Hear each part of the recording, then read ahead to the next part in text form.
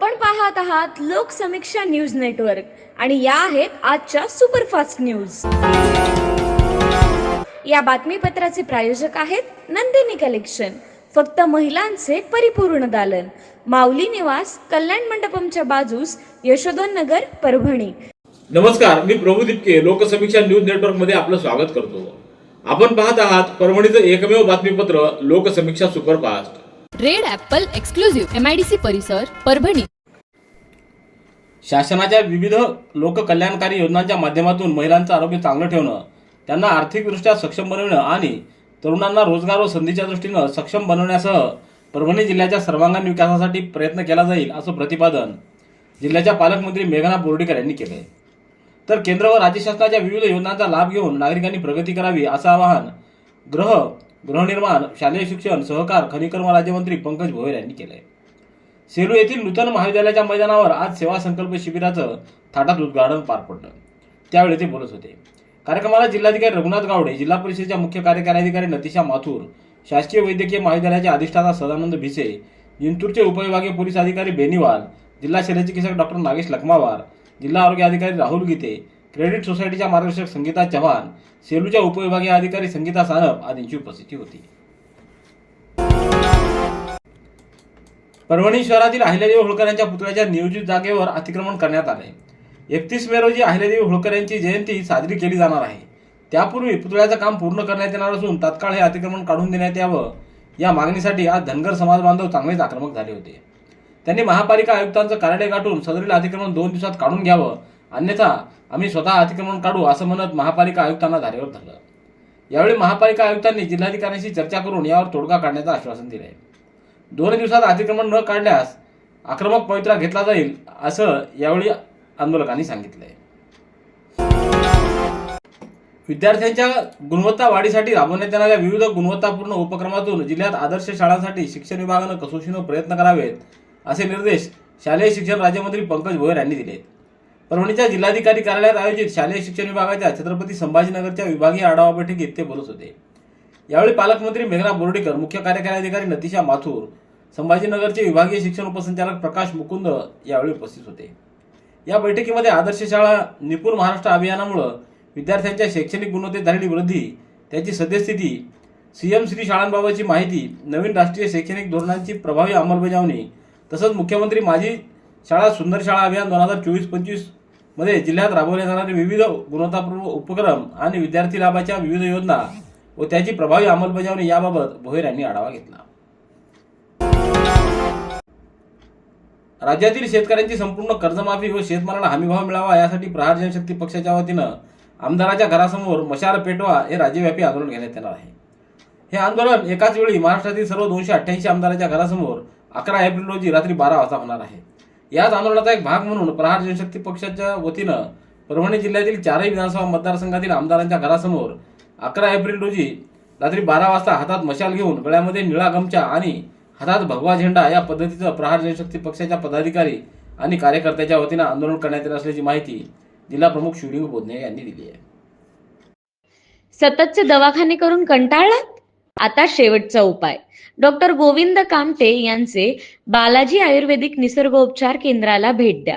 Sugar, मूळव्याध, allergy, psoriasis, गजकर्ण, दमा, लठ्ठपणा, गुडघेदुखी, कंबरदुखी, वात, गाठीचे आजार, लकवा, केस गळणे, मूतखडा, सफेद डाग यांसारख्या जुनाट आजारांवर खात्रीशीर उपचार केले जातात।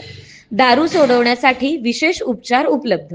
संपर्क डॉक्टर गोविंद कामटे, आयुर्वेद विद्याविशारद, बालाजी आयुर्वेदिक निसर्गोपचार केंद्र, तलाठी कार्यालयाच्या बाजूला, वसमत रोड, परभणी। संपर्क 9921691008। परभणी जिल्ह्यातील 215 ग्रामपंचायत सदस्यांनी जात वैधता प्रमाणपत्र सादर न केल्यानं राखीव प्रवर्गातील असणाऱ्या या ग्रामपंचायत सदस्यांवर अपात्रतेची कारवाई करण्यात आली होती।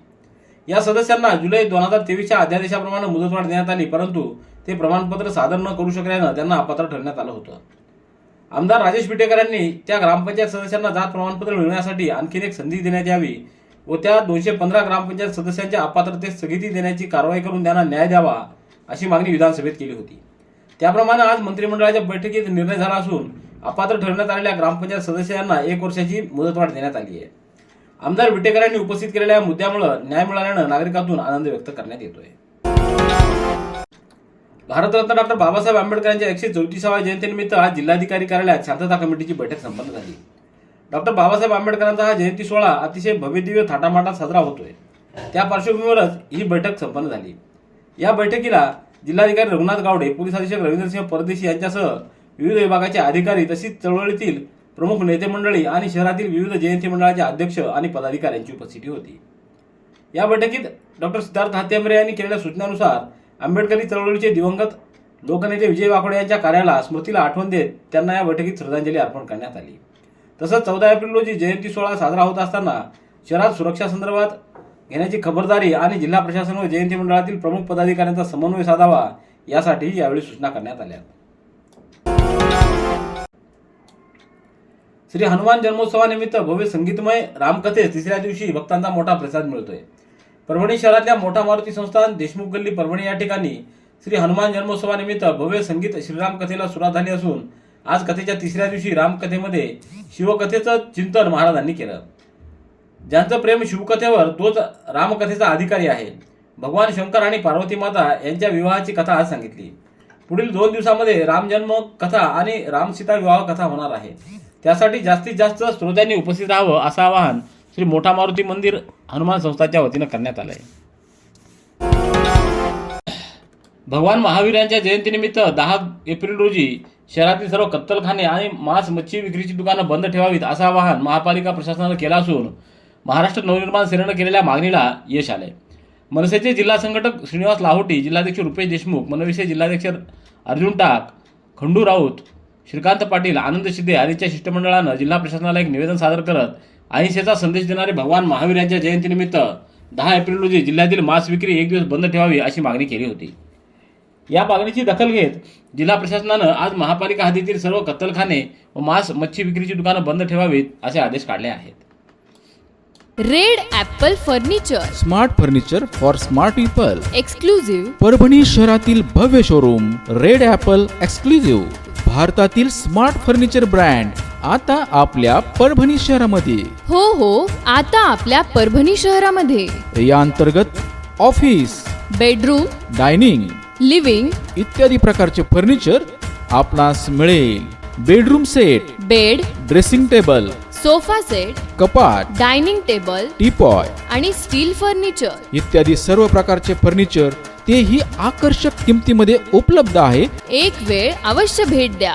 रेड ॲपल फर्निचर, MIDC परिसर, भारतीय स्टेट बँकेच्या जवळ, परभणी. रामनवमीनिमित्त सेलू येथील विनोद बोराडे मित्रमंडळाच्या वतीने आयोजित केलेल्या नगरभोजनाचा जवळपास 20,000 महिला व नागरिकांनी आस्वाद घेतला. विनोद बोराडे मित्रमंडळाच्या वतीनं गेल्या 24 वर्षापासून रामनवमी उत्सव साजरा करण्यात येतो. त्यानिमित्त विविध सांस्कृतिक कार्यक्रम, भजन, कीर्तन, भागवत कथा, नगरभोजन असे विविध कार्यक्रम आयोजित करण्यात येतात. यावर्षी प्रभू श्रीराम जन्मोत्सवाच्या पावनपुराणानिमित्त हरिभक्तपरायण शिवाजी महाराज खवणे यांचं काल्याचं कीर्तन आयोजित होतं. अतिशय सुंदर अशा या कीर्तनाचा सर्व महिला भगिनींनी व पुरुषांनी मोठ्या भक्तिभावानं आस्वाद घेतला. दक्षिण मध्य रेल्वेच्या नांदेड विभागाचे विभागीय रेल्वे व्यवस्थापक प्रदीप कांबळे यांनी 8 एप्रिल रोजी नांदेड विभागातील नगरसोल ते औरंगाबाद रेल्वे मार्गावर तपासणी केली. या दौऱ्यात विविध पायाभूत सुविधांचा आढावा त्यांनी घेतला आणि भविष्यातील सुरक्षा व कार्यक्षमतेच्या दृष्टीनं महत्त्वाच्या सूचना केल्यात. नगरसोल ते औरंगाबाद दरम्यान रेल्वे मार्गावर तपासणी खिडकीतून सुरक्षेच्या दृष्टीनं आवश्यक अशा विविध संरचना, वळणं, ब्रिजेस व सिग्नल यांची बारकाईने पाहणी करण्यात आली. नगरसोल आणि औरंगाबाद येथील माल धक्क्यामध्ये सुविधा, साठवण क्षमता आणि सुरक्षेची स्थिती याचा देखील आढावा घेण्यात आला आहे. भारतरत्न डॉक्टर बाबासाहेब आंबेडकर यांच्या जयंतीनिमित्त सामाजिक न्याय व विशेष सहाय्य विभागाअंतर्गत सहाय्यक आयुक्त समाज कल्याण परभणी यांच्या वतीनं 8 ते 14 एप्रिल या कालावधीमध्ये भारतरत्न डॉक्टर बाबासाहेब आंबेडकर सामाजिक सप्ताहाचं आयोजन करण्यात आलं आहे. या सप्ताहाचं उद्घाटन सेलू इथं आयोजित सेवा संकल्प शिबिर प्रसंगी पालकमंत्री मेघना बोर्डीकर यांच्या हस्ते करण्यात आलं. यावेळी राज्यमंत्री पंकज भोयर, अजित गोपछडे, आमदार संजय केनेकर, रामप्रसाद बोर्डीकर, उपविभागाधिकारी संगीता सानप, समाज कल्याण विभागाच्या सहाय्यक आयुक्त गीता गुटे आदींची उपस्थिती होती.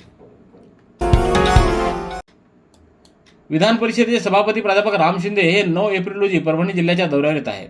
सकाळी 9:30 वाजता नांदेड विमानतळातून हेलिकॉप्टरनं सेलू इथं आगमन. सकाळी 9:45 सेलू येथील नूतन महाविद्यालयाच्या प्रांगणात आयोजित सेवा संकल्प शिबिराच्या कार्यक्रमास प्रमुख पाहुणे म्हणून उपस्थिती राहील आणि त्यानंतर सकाळी 10:30 वाजता वाहनानं ते सेलू येथील हेलिपॅडकडे प्रयाण करतील. सकाळी 10:45 हेलिकॉप्टरनं ते हिंगोली जिल्ह्यातल्या सेनगाव तालुक्यातल्या हत्ता इथं प्रयाण करणार आहेत. रेड ॲपल एक्सक्लुझिव्ह MIDC परिसर परभणी. याबरोबरचे बातमीपत्र संपलं.